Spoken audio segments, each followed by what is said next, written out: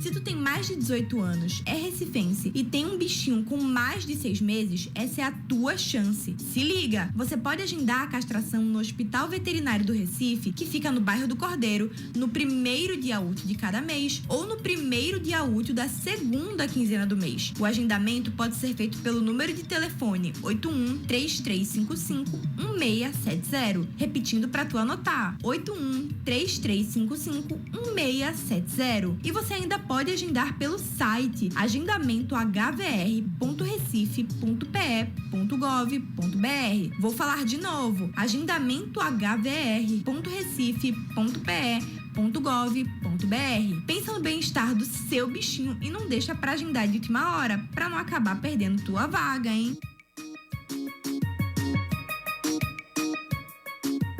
Uma ação das rádios universitárias FM e Rádio Paulo Freire, Universidade Federal de Pernambuco.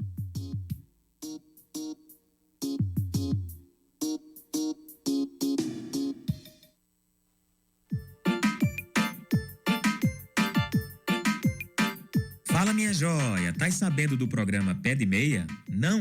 Olha, o Pé de Meia é um incentivo financeiro para os jovens que cursam o ensino médio numa escola pública. Tem gente dizendo que isso é despesa à toa, mas na realidade é um dinheiro que ajuda quem precisa concluir os estudos para mandar bem na vida. Você pode ser beneficiado se estiver inscrito no CadÚnico e tiver entre 14 e 24 anos. Também precisa ser estudante de baixa renda e estar matriculado no ensino médio regular das redes públicas. E olha só, para fazer parte do Pé de Meia é necessário ter no mínimo 80% de frequência e aprovação. E sabe o melhor? Não precisa se inscrever no programa. Para quem é selecionado, a Caixa abre uma conta digital para você receber os benefícios. É só baixar o aplicativo da Caixa e ativar o programa. Tem incentivo para matrícula, frequência, conclusão do ano letivo e até para quem manda bem no Enem. Quer saber mais? É só acessar o portal do Cidadão da Caixa ou ligar para o Ministério da Educação. 0800 6161 61. Repetindo, 0800 6161 61. Uma ação das rádios universitárias FM e Rádio Paulo Freire, Universidade Federal de Pernambuco.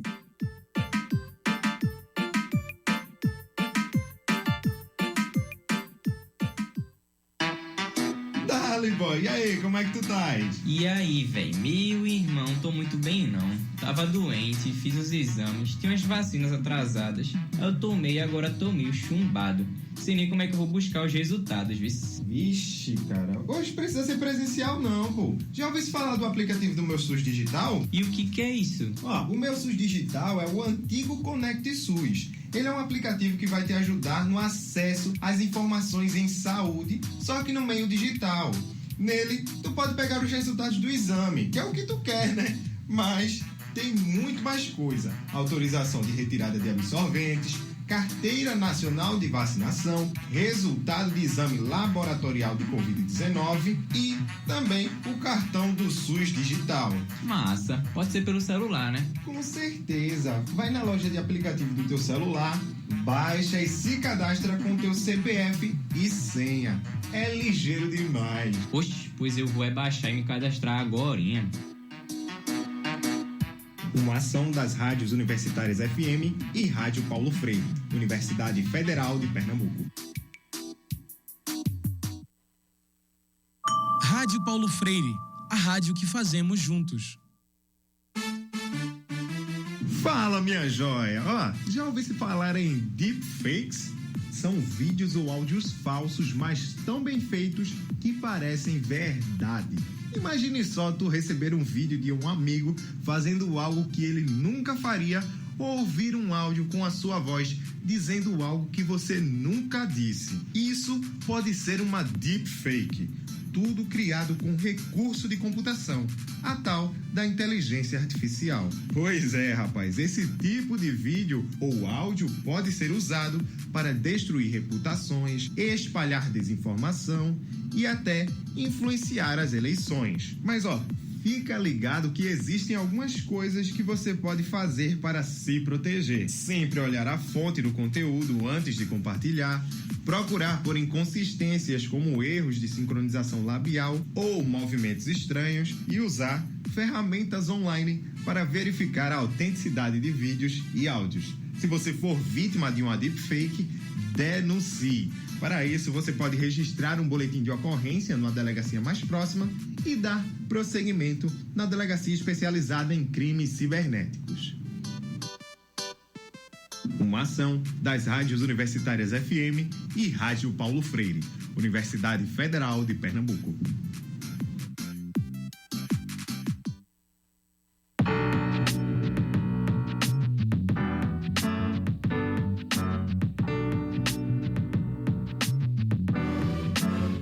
A Rádio Paulo Freire apresenta Codinome Resistência.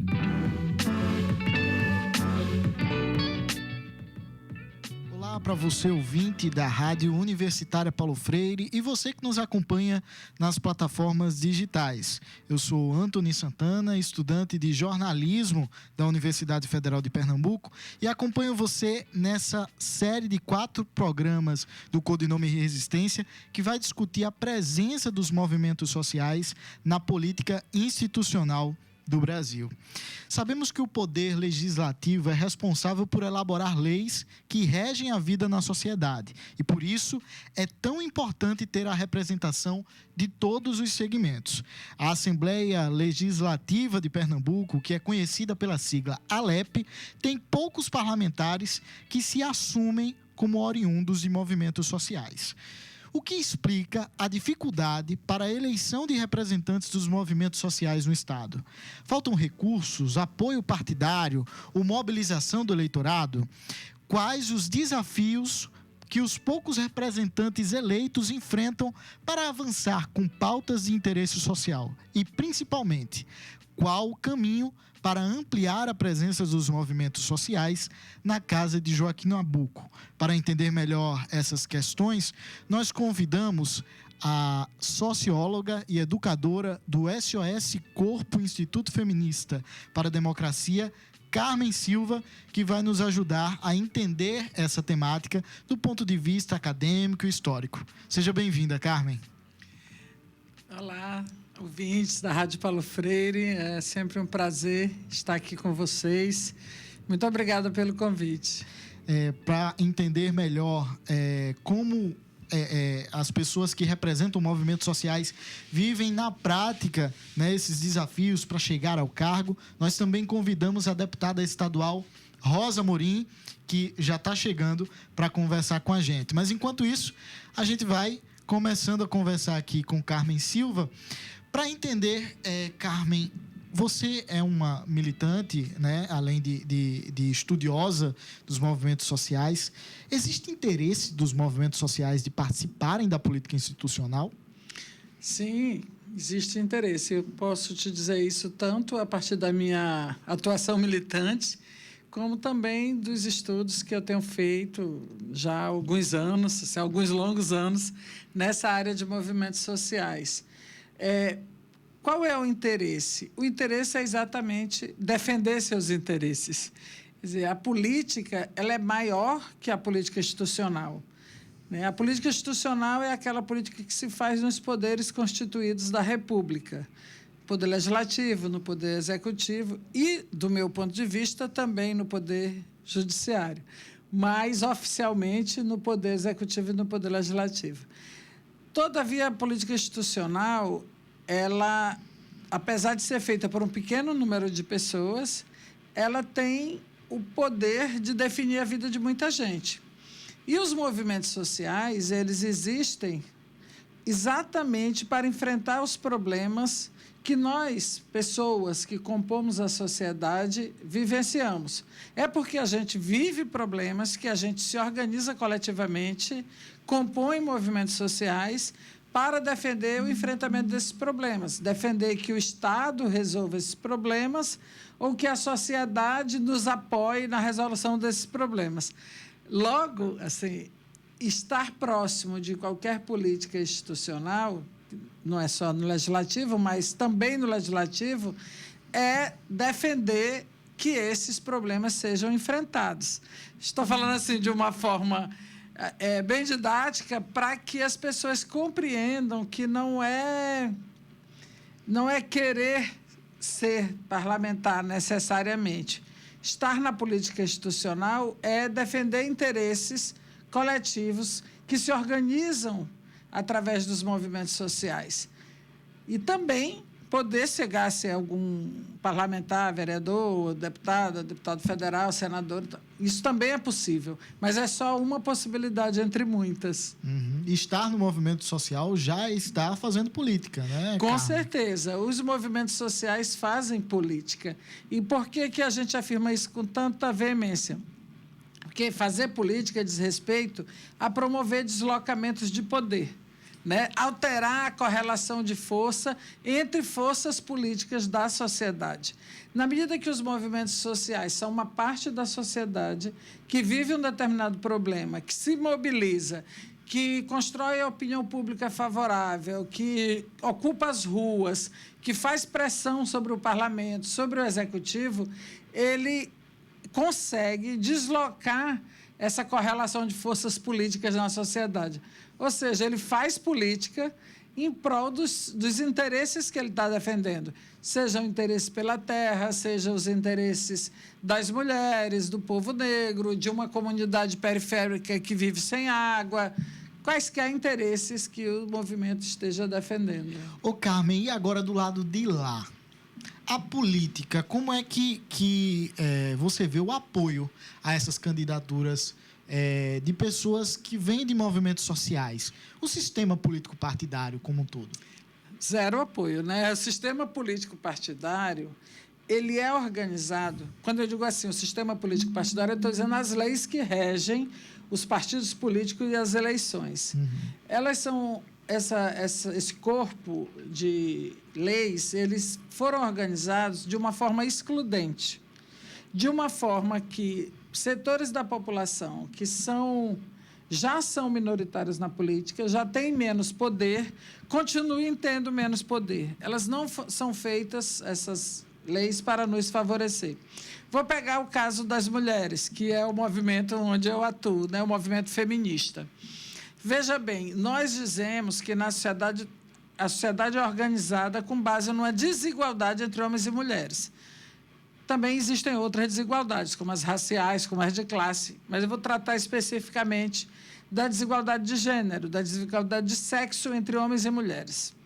Se nós vivemos uma sociedade desigual, nós, mulheres, somos responsabilizadas pelo trabalho doméstico, somos vítimas de violência doméstica, violência sexista, nós recebemos um salário muito menor do que os homens no mercado, nós somos responsabilizados pelos filhos, nós somos vistas como seres não políticos, né, porque a sociedade estranha, entre aspas, quando as mulheres estão se posicionando politicamente.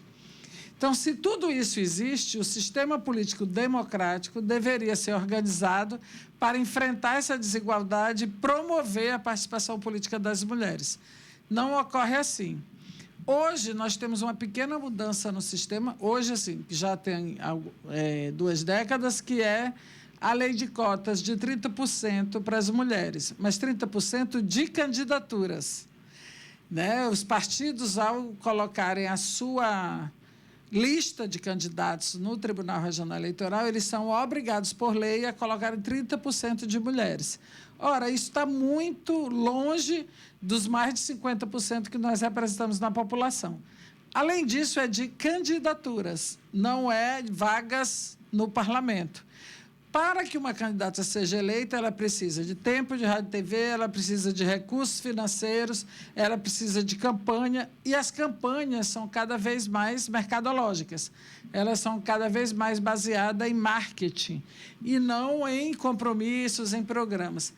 A forma como o nosso sistema está organizado, ele é um sistema que ele finge que a gente está votando numa pessoa, mas, na verdade, a gente está votando numa candidatura conjugada, né? Está votando ou num partido ou numa federação.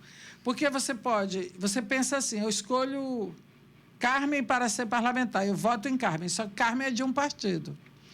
A pessoa mais votada desse partido, se o partido fizer coeficiente, é que vai ser eleita. Se esse partido tiver federado com outro partido, a pessoa mais votada desta federação é que vai ser eleita. Logo, você não está votando somente em uma pessoa. Mas, na forma como está organizado o sistema, dá essa impressão que você está votando em uma pessoa. Existem outros países onde a votação é feita no partido, numa lista partidária. E aí esse partido é obrigado a apresentar um programa de governo unitário. Porque partidos são isso, quer dizer, uma parte da sociedade que deveria ter um programa político para o conjunto. Mas eles não têm, eles são, no Brasil, quase 35 partidos, né? São partidos de aluguel, partidos que vendem a sua legenda para alguém se candidatar, que botam outdoor convidando as pessoas para se candidatarem, e isso não gera nenhum compromisso com qual proposta o partido vai se afinar, estando no legislativo ou no executivo. O que é que ele vai defender como programa de governo, ou como novas leis, ou como fiscalização, que é a missão do legislativo. Então, a forma de eleições e a forma de organização partidária no Brasil, ele reforça as desigualdades, ao invés de ser um mecanismo para enfrentar essas desigualdades. Carmen, a gente tem alguns poucos exemplos, né, ainda, de pessoas vindas do movimento social que conseguem furar essa bolha e chegar a um cargo público eletivo, como é o caso da nossa deputada estadual Rosa Amorim, que, para quem está nos acompanhando, ela está vindo aí, vai conversar com a gente sobre sua experiência, né, legislativa na Assembleia Legislativa aqui de Pernambuco. Mas essas pessoas têm surtido efeito prático, assim, a presença delas na criação das políticas públicas? Qual é a potência de um representante de movimento social dentro de um espaço de poder? É muito potente. Eu vou te dar alguns exemplos bem práticos. Para alguém chegar lá, como é o caso de Rosa Amorim, quer dizer, Rosa é uma militante, eu acho que talvez desde a infância, né, ela é militante do MST, do Movimento dos Trabalhadores e Trabalhadoras Rurais Sem Terra. Mas existem também outras experiências significativas, né? Mas no caso de Rosa, quer dizer, ela tem a força do MST, porque o MST tem uma força como movimento social, ele tem uma força política na sociedade, tem um reconhecimento, tem um trabalho, né, que a sociedade reconhece. Obviamente, há quem seja contra, mas é assim, a sociedade não é um ente que pensa igual, né? Então, mas existe esse reconhecimento, e ela consegue se eleger. Ao conseguir se eleger, ela tem compromisso não apenas com o MST, com as pautas políticas, as reivindicações, as propostas de políticas públicas do MST, mas ela tem compromisso com o conjunto dos movimentos sociais, porque o MST ele não vive isolado, ele participa de um campo político. Ele se organiza, se relaciona em frentes, em redes, em diálogo com outros movimentos sociais. Então, você vai ver, Rosa, por exemplo, na sua atuação na Alep, defendendo a questão dos trabalhadores sem terra, mas também vai ver defendendo a pauta das mulheres, da cultura, que ela tem muito vínculo, da questão racial. Quer dizer, ela vai defender as pautas que são as pautas dos movimentos sociais. Isso implica em projetos de leis que podem gerar políticas públicas. O Poder Legislativo ele não cria políticas públicas, mas ele cria leis que podem ser tomadas pelo Executivo para desenvolver políticas públicas. Isso vai ter implicação também em fiscalização, é uma responsabilidade das deputadas e deputados, ou vereadores e vereadoras, no caso das câmaras municipais, fiscalizar o Poder Executivo. Fiscalizar o quê? Se o prefeito, a governadora está respeitando as leis, está fazendo políticas públicas que enfrentem os problemas sociais, está fazendo o que prometeu na sua campanha, eles têm o poder de fiscalizar. Se está cumprindo o orçamento público que é aprovado no Poder Legislativo correspondente. Então, quem está no Poder Legislativo, na Câmara ou na Assembleia, tem essa responsabilidade de elaborar leis, mas também de fiscalizar o Executivo. E tem uma última coisa que eu gostaria de dizer, que para nós que estamos nos movimentos sociais é muito importante. É bom que a gente tenha alguém dos movimentos lá dentro. Seria ótimo se tivéssemos a maioria, mas não temos. Mas por 2 motivos. Quando nós estamos enfrentando conflitos sociais, estamos desenvolvendo alguma luta e temos algum tipo de perseguição, ou da polícia, ou do patronato, no caso do sindicato, ou às vezes até mesmo do Poder Executivo, você ter uma voz dentro da Assembleia que coloque isso, que denuncie, que anuncie para a sociedade que isso está acontecendo é muito relevante. Por outro lado, também a gente ter alguém de movimentos sociais ou que apoia os movimentos sociais dentro da Assembleia, isso facilita com que a gente saiba o que está acontecendo, porque nós não temos tempo liberado, né? Nós que fazemos movimentos sociais trabalhamos para ganhar a vida, né? Trabalhamos em outras coisas que não fazendo movimento social. Trabalhamos como profissionais. Então, nós não temos tempo liberado para ficar dentro da Assembleia e muito menos para acompanhar os sites, o Diário Oficial e tal. E as assessorias de parlamentares, que são apoiadores de movimentos sociais, eles fazem isso. Eles informam quando vai entrar um projeto de lei que é contrário à pauta do movimento feminista, do movimento negro, do movimento sem teto. Eles auxiliam a gente dizendo como é que está o debate lá dentro, para que a gente possa também formular argumentos e aí estar presente. Eles chamam a audiência pública e a gente pode se expressar lá dentro das casas legislativas, dizer como é que a gente está entendendo aquele projeto, às vezes ser uma expressão mais forte, que muitas vezes quem está presidindo as sessões ameaça nos botar para fora. É importante ter alguém lá dentro, que seja um parlamentar, quem está na mesa é obrigado a respeitar, que vai lá e defenda a nossa causa. Então, tem uma relação ali que é uma relação de mão dupla, né? Quando você tem alguém que apoia os movimentos sociais dentro do parlamento, isso tanto é bom para o movimento, como é bom para o parlamentar ou a parlamentar, que passa a ter um vínculo prioritário ali com movimentos sociais que te ajuda a divulgar também o seu mandato, né? Então, é um caminho de mão dupla.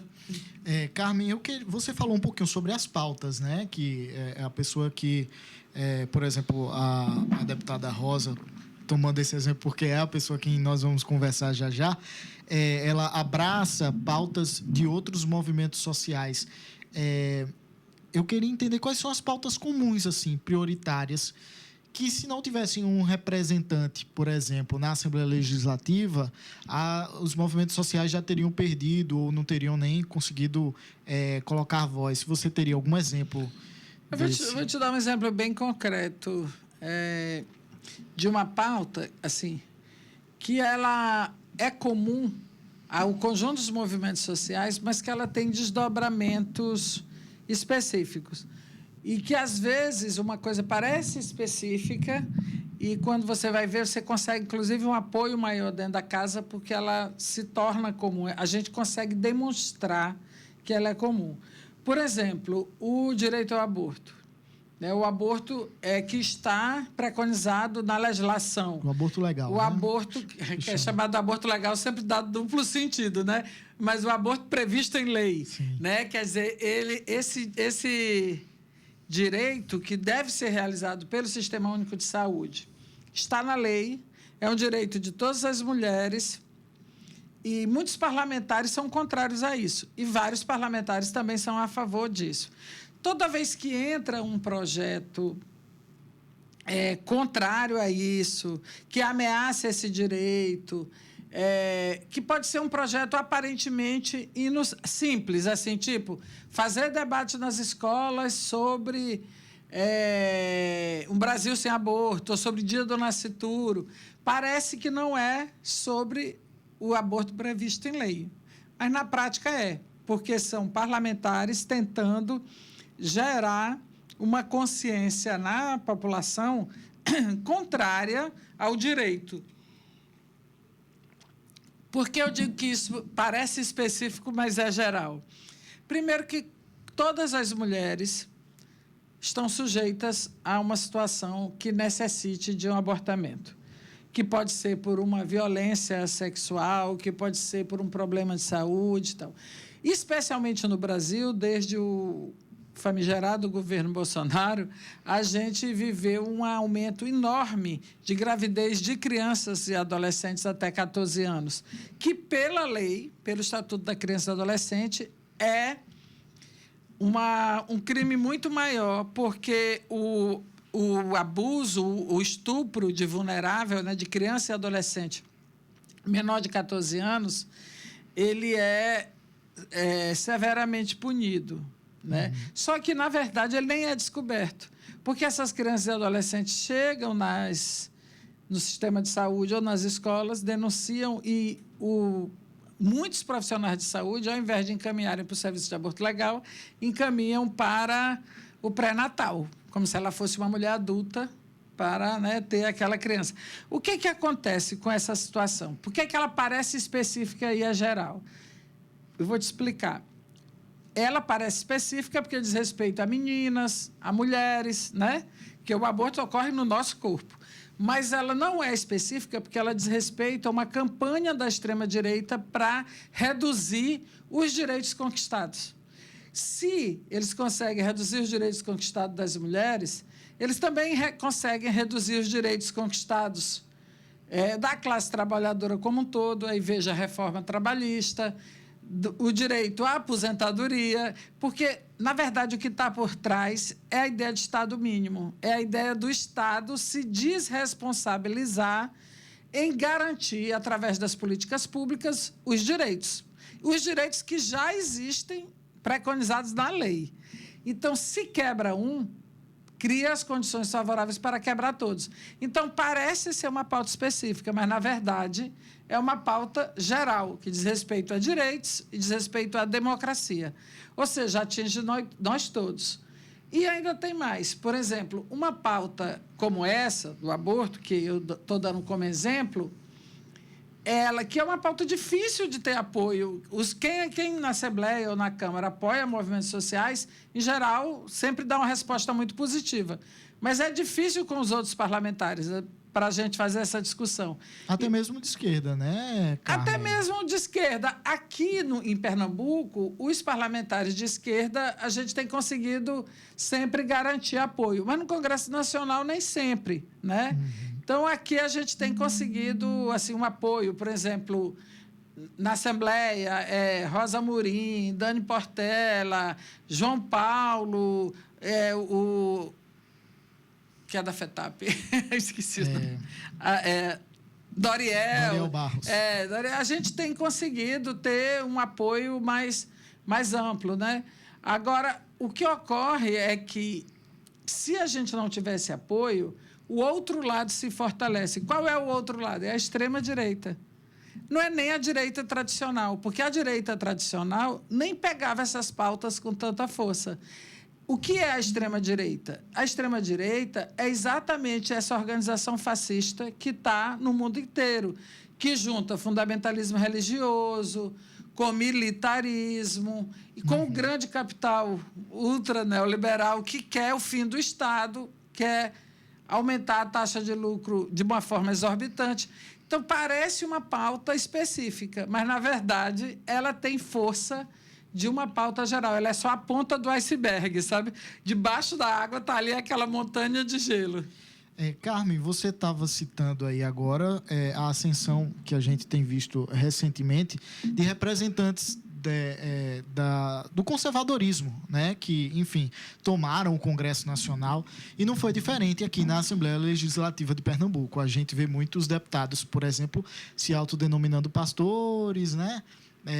É um processo que vem, inclusive, é um processo histórico, né? de ocupação desse lugar de poder. Como é que isso atrapalha, ou de que forma isso impacta tanto a chegada de representantes de movimentos sociais a esses poderes, quanto a atuação dos poucos que conseguem chegar lá? Eles estão crescendo e eles têm uma atuação forte. A gente está analisando, que eu estou falando assim, nós do movimento feminista estamos analisando isso como uma onda fascista. Uma onda fascista não significa que vai ser o mesmo fascismo da Alemanha com Hitler ou da Itália com Mussolini. Pode ter algumas características diferentes. E aí daria um programa específico só falar das características do fascismo. Mas eu acho que o importante nessa história é a gente saber que utilizar a fé das pessoas a serviço daquilo que faz mal para as pessoas, envolver as pessoas ideologicamente numa coisa que é prejudicial para elas mesmas, sem que elas percebam, e essa é uma das características do fascismo.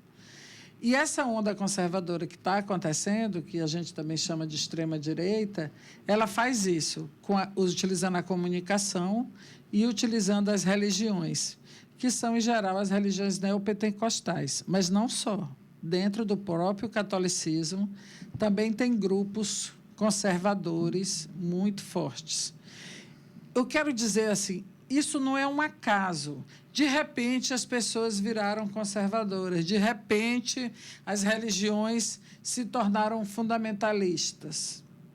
Não é assim por acaso. Isso é uma política pensada em núcleos de poder muito organizados, que tem a ver com a forma como o sistema econômico também se organiza, para você reduzir o tamanho do Estado e o Estado investir menos em políticas sociais, que é uma ideia forte do que a gente chama neoliberalismo, que é uma expressão do capitalismo, né, da forma econômica como o mundo se organiza.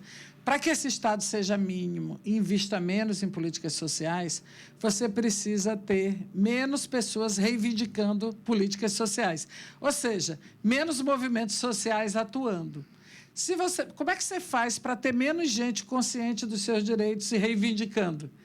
Você precisa de um trabalho ideológico de retomada do conservadorismo, né, de ideias retrógradas, ideias ultrapassadas, que são conservadoras no sentido de conservar as desigualdades, conservar a forma como a sociedade é organizada.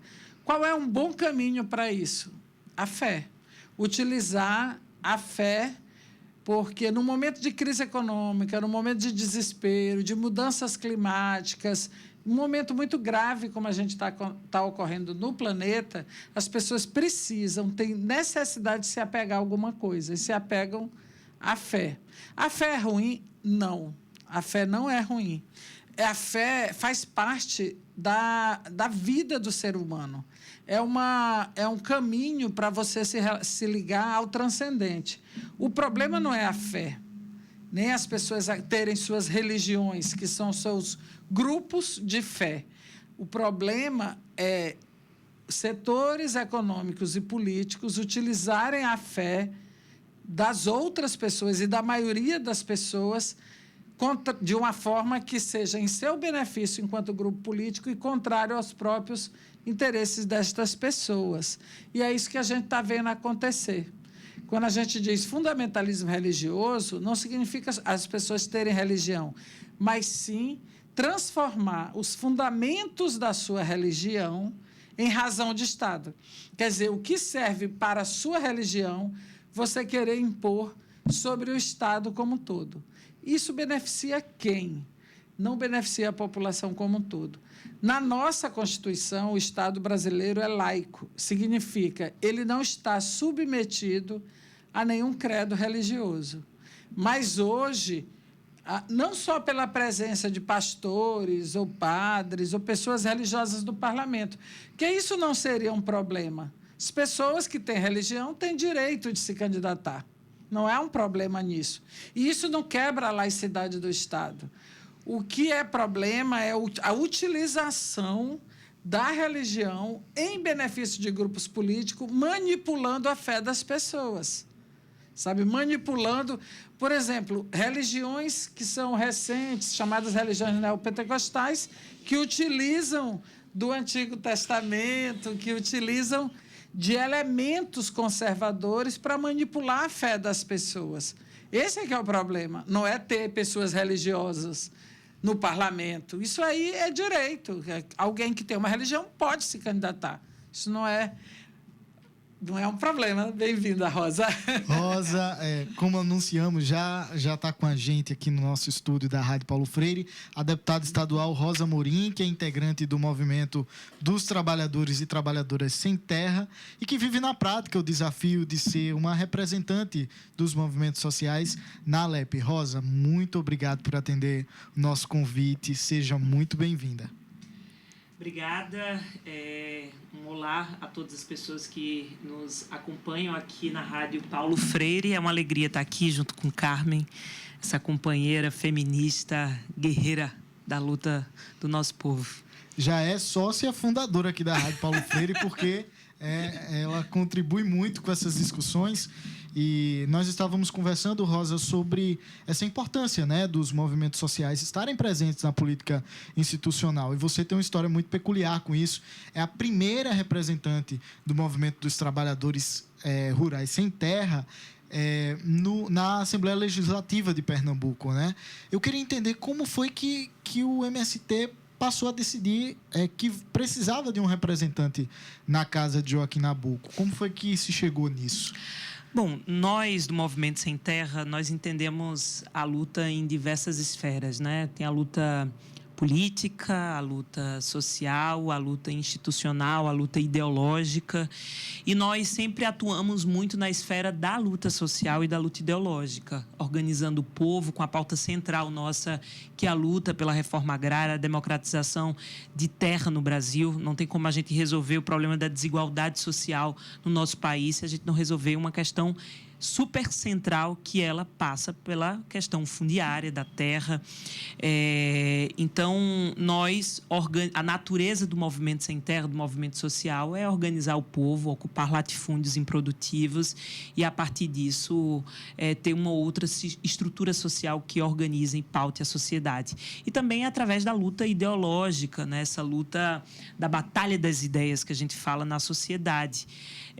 Por exemplo, as eleições de 2018, 2022 foram eleições extremamente ideológicas, porque, de um lado, se tinha uma defesa muito clara de um projeto de país, dos dois lados, na verdade, mas um defendia a democracia e o outro, né, com pautas extremamente antidemocráticas.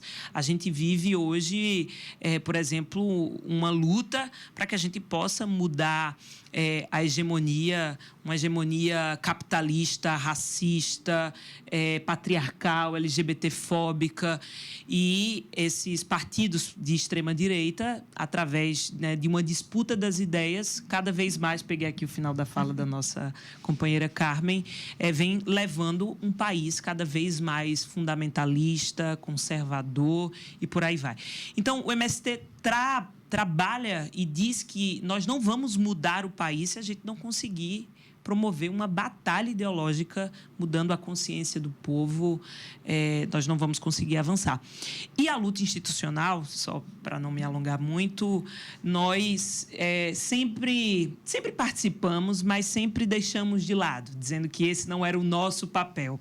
Nós sempre apoiamos candidatos que apoiavam a luta do Movimento Sem Terra, inclusive o apoio do MST sempre foi muito cobiçado, porque a gente tem uma base social muito importante, relevante, robusta, e nós sempre construímos essas parcerias, até porque a nossa existência também depende de uma retaguarda no campo da política institucional. E a gente entende a política institucional não só com cadeiras no parlamento, mas em todas as esferas das instituições. Só que algo mudou em 2018, quando o Brasil sofre um golpe. Em 2016, quando o Brasil sofre um golpe, em 2018, quando o Bolsonaro se elege, e a gente tem toda a luta voltada para dentro das instituições, em especial o parlamento, né? O Congresso Nacional, as assembleias legislativas, e aí, a partir disso, da importância de colocar os quadros dos movimentos sociais e do movimento sem terra para estar aprofundando, né, a democracia, a gente decidiu, não, agora é o nosso momento. E não só o MST, estimulando as organizações populares a ocupar esse lugar, porque enquanto nós não estivermos ali, vai ser muito difícil também avançarmos. Então, por isso o MST decidiu disputar as eleições em 2022. E, para finalizar mesmo, nós tivemos 15 candidaturas, elegemos 7 representantes em vários estados do país em 2022. Interessantíssimo. Deputada, estávamos conversando exatamente sobre isso, né? Sobre essa batalha que os movimentos sociais precisou travar para defender os seus interesses, mas eu queria entender na prática, né? Porque a senhora, para se candidatar, na verdade, todo cidadão, para se candidatar, ele precisa se filiar a um partido, né? Um partido Pelo menos político. aqui no Brasil. É verdade. E aí, faz parte da pauta dos partidos de esquerda, porque a gente vê que, apesar do Brasil ter vivido aí governos de esquerda há 20 anos atrás, a presença dos movimentos sociais ainda é escassa, né? Faz parte dos partidos de esquerda, dos movimentos de esquerda que ocupam a política hoje, priorizar a presença de pessoas dos movimentos sociais, ou isso é uma coisa que vem sendo despertada aos poucos também? Bom, o PT ontem fez 45 anos de existência, né? O PT hoje, sem sombra de dúvida, é o maior partido que a gente tem de esquerda na América Latina, com a relevância no mundo inteiro, pela quantidade de filiados e também por tudo que promoveu no nosso país.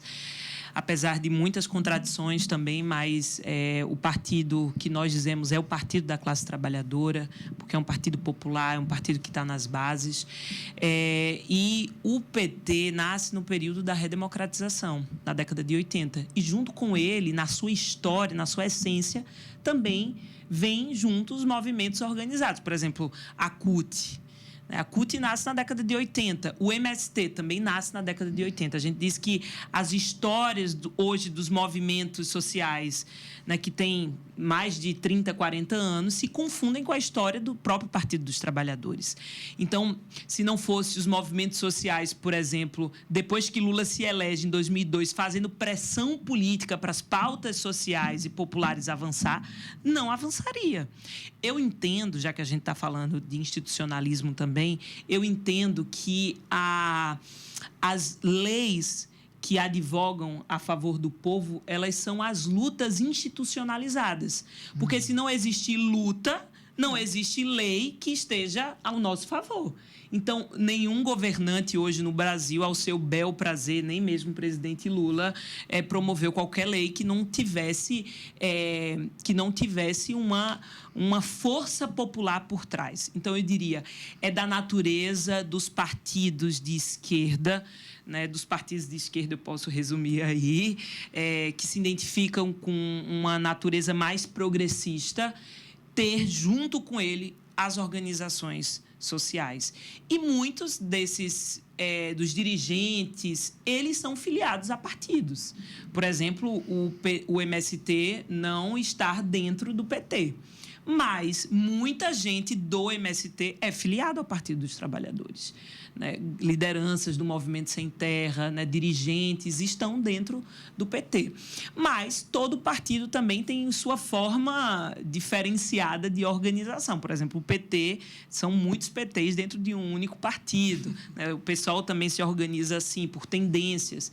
Então, vale dessas tendências absorver essa importância de ter os movimentos. O que a gente fala, e hoje também levanto essa voz, da importância de a gente ter menos corporativismo, né, figuras por si só, e mais ter figuras que representam uma voz coletiva.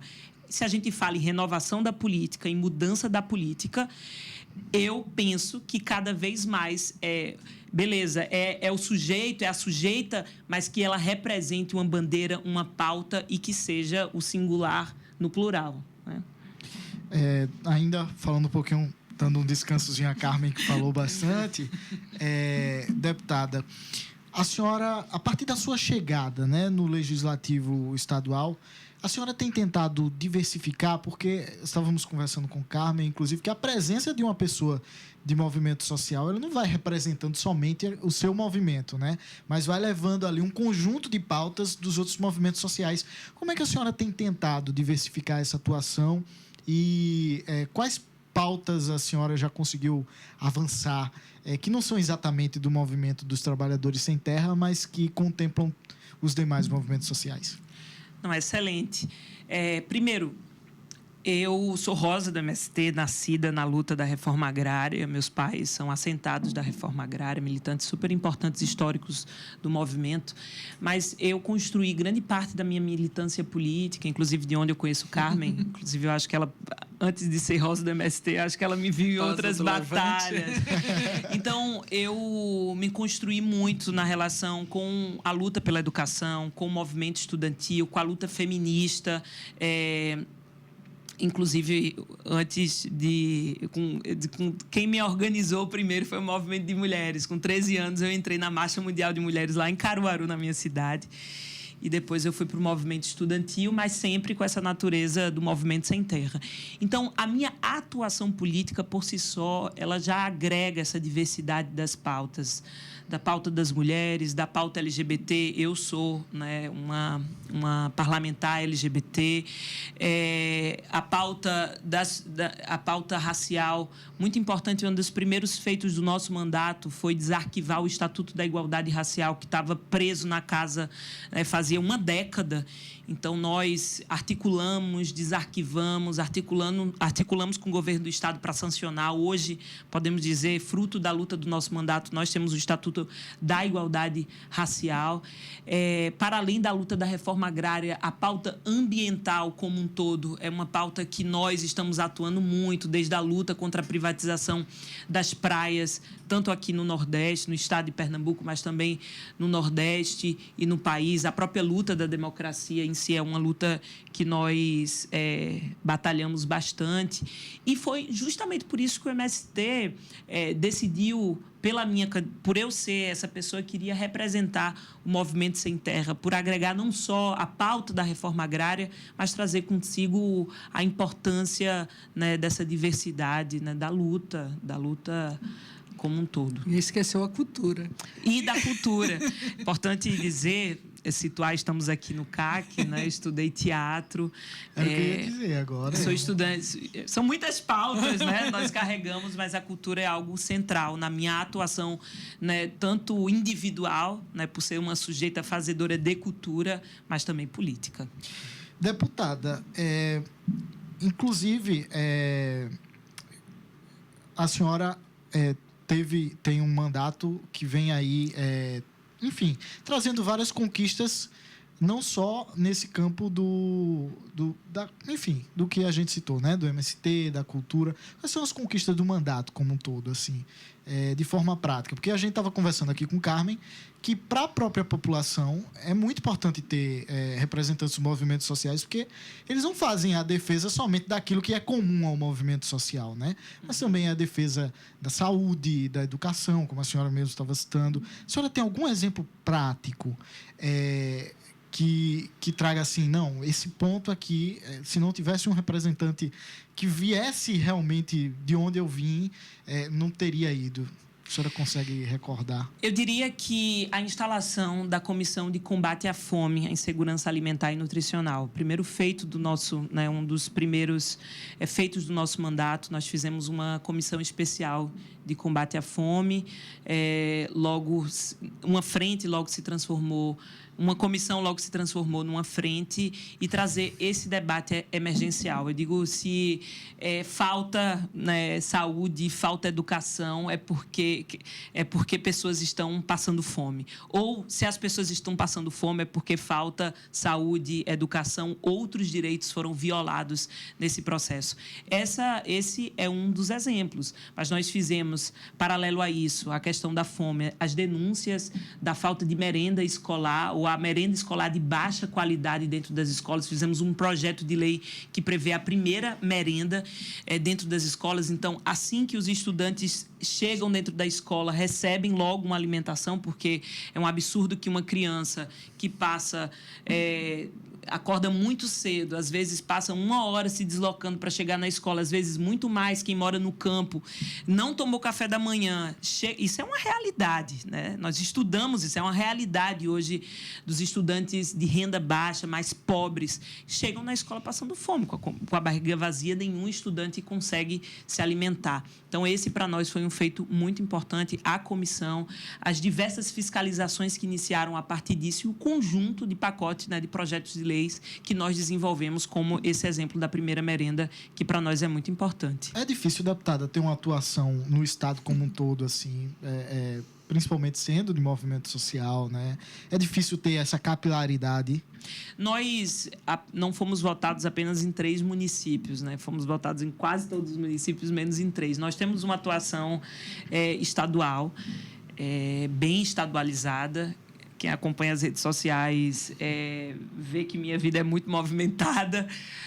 Eu preciso estar aqui no Recife de segunda a quinta-feira por conta do plenário e nós somos um mandato que fazemos muita questão de ter essa presença no parlamento. Fomos eleitos para isso, né? Estar ali. Mas de quinta a domingo, minha agenda é voltada... na estrada. Pé na estrada, é voltada para Pernambuco profundo. Eu sou do Agreste pernambucano, né? Nascida e criada em Caruaru. Então, nós temos uma atuação bem importante ali no Agreste de Pernambuco, para além da região metropolitana e do Sertão, né? O Sertão do São Francisco, em especial, que é o mais distante da capital. Nós temos uma presença política e eu procuro alimentá-la e acompanhar. Então, o DDD é 81 e 87. Estávamos conversando com Carmen de que existem muitos embates, né, nesses espaços de poder. Por exemplo, a gente estava conversando quando a senhora chegou, dos movimentos, né, de religiosos, né, do conservadorismo religioso. Quais são os obstáculos que a senhora tem enfrentado, as disputas que a senhora tem travado na Assembleia Legislativa hoje com relação a isso? Quais são as resistências? Bom, primeiro, queria puxar bem brevemente um fato recente. O terreiro de Xambá, dos terreiros que é patrimônio super conhecido no nosso estado, sofreu intolerância religiosa, racismo religioso recentemente, né? Um grupo de evangélicos foram até a porta do terreiro de Xambá e fizeram lá uma manifestação, dizendo eles, uma manifestação política contra o terreiro, mas ferindo gravemente os direitos humanos, numa atuação muito difícil. Nós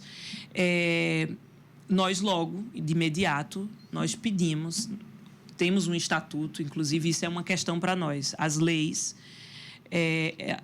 elas muitas vezes são folhas mortas. Não adianta você aprovar uma lei se ela não é regulamentada, se ela não sai do papel.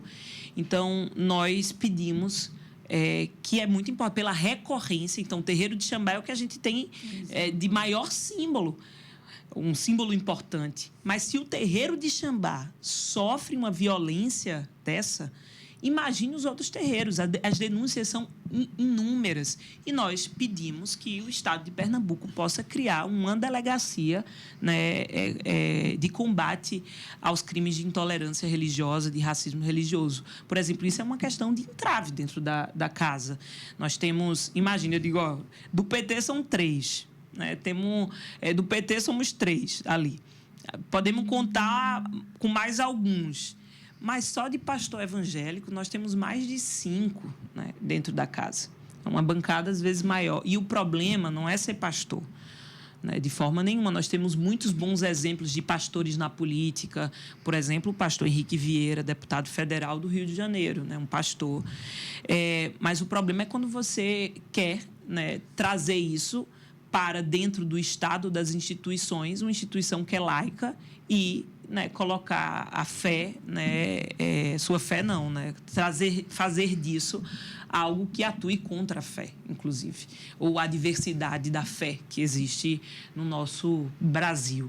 Então, nós temos esse tipo de entrave, é uma guerra que nós vivemos, ou quando, muitas vezes, por uma questão religiosa que alegam, vota contra, né, nossos votos de aplauso, as nossas monções. Isso é o que nós enfrentamos. Então, nós temos, às vezes, entraves em projetos que poderiam avançar e não avança por uma prerrogativa que, muitas vezes, eles colocam de base religiosa. Era isso que eu ia perguntar, deputada. É possível compor, articular, conversar, dialogar? A senhora tem conseguido fazer isso com esses representantes dentro da Alep para passar as pautas dos movimentos sociais, enfim, para conseguir aprovar, políticas públicas, criar políticas públicas a partir, né, dos movimentos sociais? Sim, o diálogo é sempre o pressuposto, né? Eu dialogo com todo mundo, inclusive mesmo me colocando ou taxando como, né, uma das pessoas mais ideologicamente de esquerda dentro da casa. Eu tenho uma relação de muito republicanismo na casa com todos os pares. Um ou outro que a gente tem muito mais dificuldade, porque podemos dizer que é uma extrema-direita muito mais agressiva. E já passei por violência política de gênero, inclusive com eles, e são pessoas que eu tenho mais dificuldade. Mas, assim, uma pessoa, no máximo duas, no mais, nós temos que dialogar. Tanto nós como eles. Por exemplo, a gente quase não aprova uma homenagem a Aniele Franco por conta de um voto. Tivemos, claro, que negociar, né? A irmã de Marielle quase não recebe uma homenagem na casa porque eles decidiram blocar contra, né, esse voto. Porque eles também fazem luta ideológica. Era isso que eu ia voltar a conversar com você, Carmen, porque é isso. Esses movimentos tradicionais da política também são um impedimento, né? A gente vê que, por exemplo, em Pernambuco, muitas pessoas são de uma linhagem política, né, Rosa? Vem o pai, que foi senador, que foi governador, que foi, sei lá, deputado até, deputado estadual, vereador, e aí termina fazendo, transformando numa carreira a ser seguida. Enfim, como é que isso atrapalha também os movimentos sociais? Fundamentalmente porque quem está na política tradicional, entre aspas, né, chamada política tradicional, são os grupos poderosos. Não é só pelo fato de ser filho, neto e tal, é que esse neto, esse avô e esse pai já fazia parte dessa direita tradicional, que é muito poderosa, que é muito oligárquica, que tem fortes ligações com o poder econômico, que não quer que o parlamento discuta as pautas dos movimentos sociais, que são as pautas de combate às desigualdades. Então, é uma posição, né? Assim, eles estão lá porque eles têm uma posição política e ideológica que é de manter as coisas como estão na sociedade em seu próprio benefício. Eles querem manter os seus privilégios. E os movimentos sociais querem exatamente o contrário. Querem direitos, querem democracia, democratizar a terra, democratizar a vida, democratizar no sentido de que todos nós, cidadãos e cidadãs, tenhamos direitos iguais. Então, isso é uma visão muito contrária. Quando a gente fala dois projetos, que eles estão em confronto na Assembleia, mas eles estão em confronto na sociedade também. Então, é lógico que, na Assembleia, o projeto dos movimentos sociais, do campo de esquerda, dos partidos de esquerda, ele é um projeto minoritário. Ele tem um número menor de parlamentares. Daí, essa dificuldade, esse entrave que os parlamentares, que são a maioria e que são de direita, eles vão colocar sempre. Agora, tem ali também no meio, entre um projeto mais de esquerda e um projeto de direita e extrema-direita, tem um meio ali que você, às vezes, pode negociar, que, às vezes, você pode conversar e que, eventualmente, em algumas pautas, pode apoiar uma posição que diz respeito a uma pauta de movimentos sociais.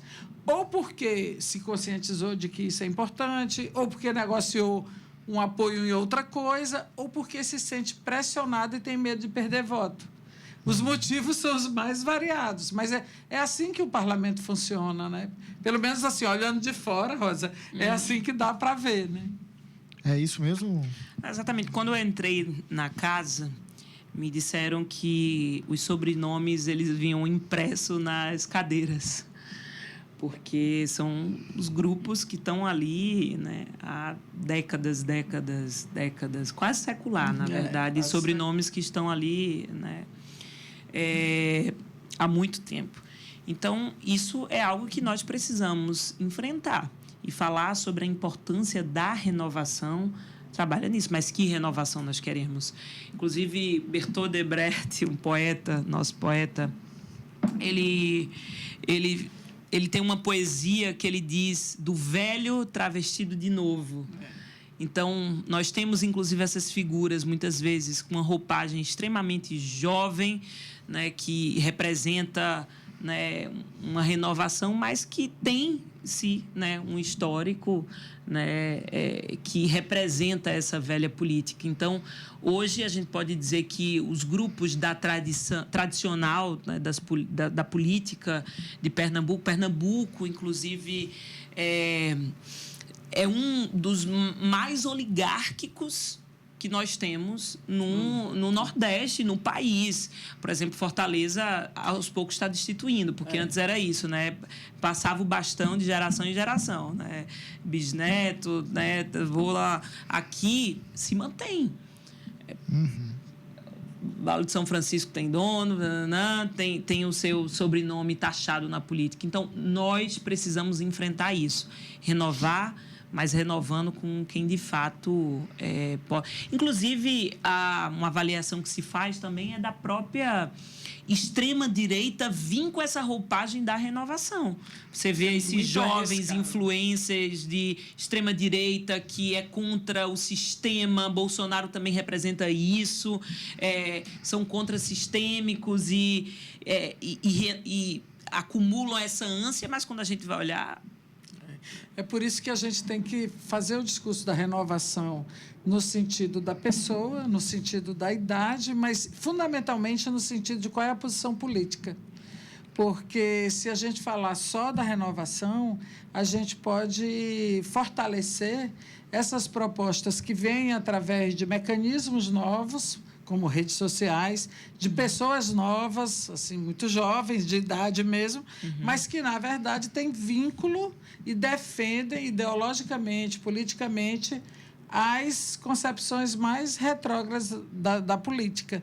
Então, é sempre uma preocupação, né? Quando a gente fala na renovação, a gente pensar que a renovação, a gente quer uma renovação para que setores que nunca tiveram possibilidade de entrar, entrem. Então, os sem terra, as mulheres, o povo preto, as pessoas de classe popular, as pessoas LGBT, que nunca estiveram representadas suficientemente, né, que são subrepresentadas na política, que elas tenham assento. Então, isso é renovar, mas renovar com uma posição política que seja a favor dos movimentos, das pautas pelas quais nós lutamos, né?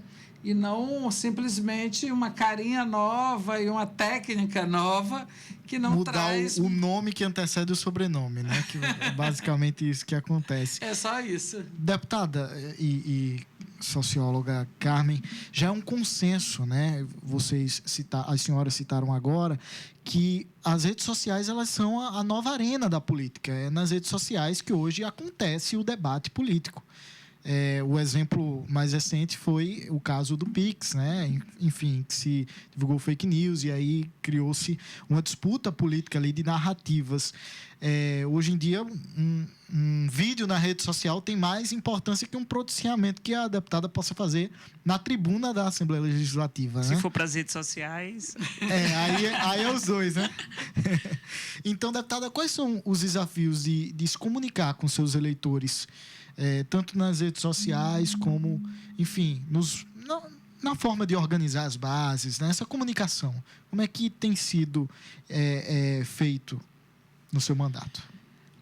Eu diria que a esquerda precisa avançar, né, enquanto enquanto categoria na política, eu posso sim dizer.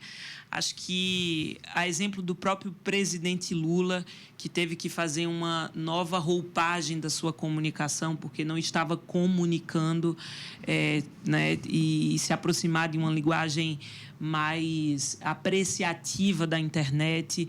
Mas estou falando da nossa liderança máxima, né, que tinha problema de comunicação. Mas porque nós temos hoje uma dificuldade de pensar formatos que consigam, de fato, dialogar com o povo, com aquilo que hoje a rede social pede.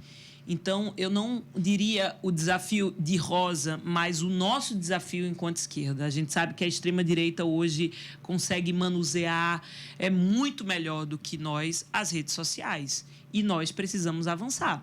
Porque o que nós temos de consequência disso é fake news, mentiras, inverdades que são colocadas nas redes sociais e que viram verdades a partir do momento que esses grupos ou essas figuras da política começam a divulgar desinformação. Então, nós temos uma batalha contra a desinformação e um desafio gigante de renovar, inovar e se adaptar aos novos tempos das plataformas digitais. Gente, a conversa tá maravilhosa, mas eu só tenho 2 minutos agora para finalizar. A gente trouxe aqui uma diversidade de temas e eu queria encerrar com a gente trazendo uma mensagem de esperança para os movimentos sociais, né? A gente falou aqui de tantos desafios. Primeiro, como é que a senhora deputada e a senhora socióloga, como vocês avaliam, né, que os movimentos sociais podem estar mais presentes, furar essa bolha, né? Se o exemplo da deputada ele pode ser seguido, claro que não existe receita pronta, mas a gente pode compartilhar os nossos exemplos e construir as realidades, né? Como é que os movimentos sociais podem se apropriar mais desses espaços de poder? A gente tem muitas possibilidades. Uma delas é ocupar as ruas. As redes sociais são uma arena política, mas não são a única. A outra é a própria candidatura. Quer dizer, um exemplo de Rosa é um exemplo importante. Existem várias articulações hoje, campanhas que são feitas dentro de movimentos sociais para fortalecer candidaturas, para criar condições, né? E agora, uma coisa que me parece muito desafiante é tomar a vida toda como política e não apenas um espaço, ou institucional, ou as redes sociais, ou as ruas, ou o movimento. Mas tudo isso é política. E a ideia de que a gente precisa estar de uma forma mais qualificada nas redes sociais, que Rosa desenvolveu, que eu tenho pleno acordo, mas a gente precisa também que o parlamento e a sociedade vai pressionar por isso, regule as redes sociais. Faça uma legislação que consiga exercer controle, porque hoje não é a sociedade que controla, são grupos econômicos que manipulam através das redes sociais para lucrar. Então, se a gente não pensar sobre isso, quer dizer, os movimentos sociais nunca vão estar numa condição de poder mais favorável, porque a gente está perdendo a disputa na sociedade, a disputa de ideias, não só porque a gente não sabe dançar no TikTok, isso também, mas também porque o WhatsApp, o Facebook, o Twitter são controlados por grandes grupos empresariais. E esse controle ele é exercido na nossa vida cotidiana. Então, eu acho que é por isso que a gente vê que o desafio é muito grande. Tudo isso é sobre política. Tudo isso. Perfeito. Deputada, como é que os movimentos sociais podem chegar aos locais de poder, né, aos espaços de poder, na sua visão? Para finalizar, eu acho que nós temos, a gente sempre fala isso, né? Temos um papel muito importante hoje a ser cumprido dentro da sociedade, que é tocar o povo. E tocar o povo através de um processo que está no nosso beabá, na organização. Se o povo não está organizado, se o povo não está mobilizado, a gente vai conseguir muito pouco avançar, né? Então, as redes sociais, eu digo que é também uma das esferas, mas não só ela, né, cumpre a luta ideológica, mas o povo organizado tem muita voz e muito poder. Eu não estaria ocupando uma cadeira na Assembleia Legislativa de Pernambuco se não tivesse povo organizado por trás, pautando a necessidade. Né? O movimento feminista não conseguiria derrubar, né, a possibilidade de Bolsonaro, né, voltar à presidência, se não fosse a força das mulheres também, junto com toda a sociedade, mas eu queria colocar a importância do que o movimento feminista teve naquele momento. Então, eu diria que é esse o nosso desafio. Continuar organizando, mobilizando o povo, e só assim a gente vai conseguir ocupar espaços importantes de poder na nossa sociedade. Perfeito, deputada. A conversa está muito rica, mas infelizmente precisamos ficar por aqui. E eu quero agradecer desde já a sua participação. A deputada, enfim, deixou os seus muitos afazeres para conversar aqui um pouquinho com a gente. Né? A Assembleia Legislativa está pegando fogo lá com a organização das comissões, mas a deputada se dispôs para estar aqui. Muito obrigado, deputada Rosa. Muito obrigada, Rádio Paulo Freire, e a Carmen também, sempre bom estar com ela. A socióloga, né, integrante do Instituto Feminista SOS Corpo, que esteve aqui também trazendo uma visão muito importante do tema. Carmen, meu muito obrigado. Obrigado mesmo. Eu que te agradeço, e também a Rádio Paulo Freire e a partilha de ideias aqui que eu e Rosa sempre temos. Muito bom. Resta agradecer a você, ouvinte, que nos acompanhou, e informar que essa edição ela fica disponível nas plataformas digitais. É só procurar Codinome Resistência para encontrar o podcast na plataforma de sua preferência. A série A Presença dos Movimentos Sociais na Política Institucional do Brasil é um trabalho de conclusão de curso de jornalismo da UFPE, produzido e apresentado por mim, Antony Santana, sob a orientação da professora Paula Reis, operação técnica de Rafael Queiroz, streaming de Nicole Guimarães. Tchau e até o próximo Codinome Resistência.